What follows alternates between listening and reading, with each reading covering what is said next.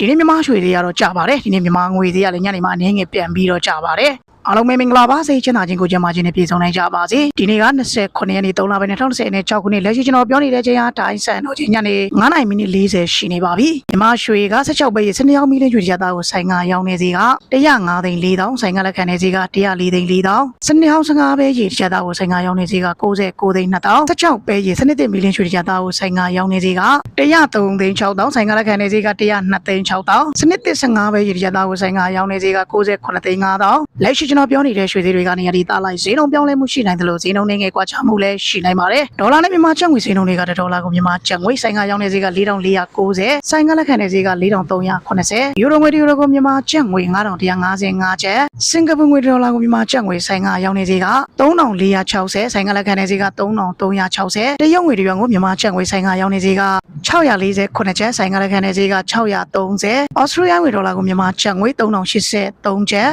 ထိုင်းမနဲ့မြန်မာကျပ်ငွေဈေးနှုန်းတွေကဘတ်ပေးချိတ်သမားတွေကဘတ်ငွေ955ဘတ်ကိုမြန်မာကျပ်ငွေ3သိန်းကျပ်ပေးပေးသမားတွေကကျပ်3သိန်းကိုဘတ်ငွေ935ဘတ်မလေးငွေ92.25ကိုမြန်မာကျပ်ငွေ3သိန်းဂျပန်ငွေ3668.3ခွင်ကိုမြန်မာကျပ်ငွေ3သိန်းကိုရီးယားငွေ34,602.3ခွင်ကိုမြန်မာကျပ်ငွေ3သိန်းအိန္ဒိယငွေ2111.93ကိုမြန်မာကျပ်ငွေ3သိန်းလက်ရှိကျွန်တော်ပြောနေတဲ့ငွေဈေးတွေကနေရတဲ့တာလိုက်ဈေးနှုန်းပြောင်းလဲမှုရှိနိုင်တယ်လို့ဈေးနှုန်းနဲ့ငယ်ကွာခြားမှုလည်းရှိနိုင်ပါတယ်မိမိတို့အနေနဲ့ငွေလွှဲတော့မယ်ငွေလဲလှုပ်တော့မယ်ဆိုရင်တော့ဝန်ဆောင်မှုပေးတဲ့သူရှိကိုအရှင်ဖုံးဆက်ပြီးမှပဲငွေလဲလှုပ်ကြပါလို့ကျွန်တော်ကအကြံပြုချင်ပါတယ်မြန်မာရွှေစင်ငွေဈေးတွေကိုအများနဲ့တင်ပေးပါတယ်အားလုံးပဲစိတ်ချမ်းသာခြင်းကိုယ်ကျန်းမာခြင်းနဲ့ပြည့်စုံပြီးအနေနဲ့ကင်းလို့ပေးရှင်နိုင်ကြပါစေ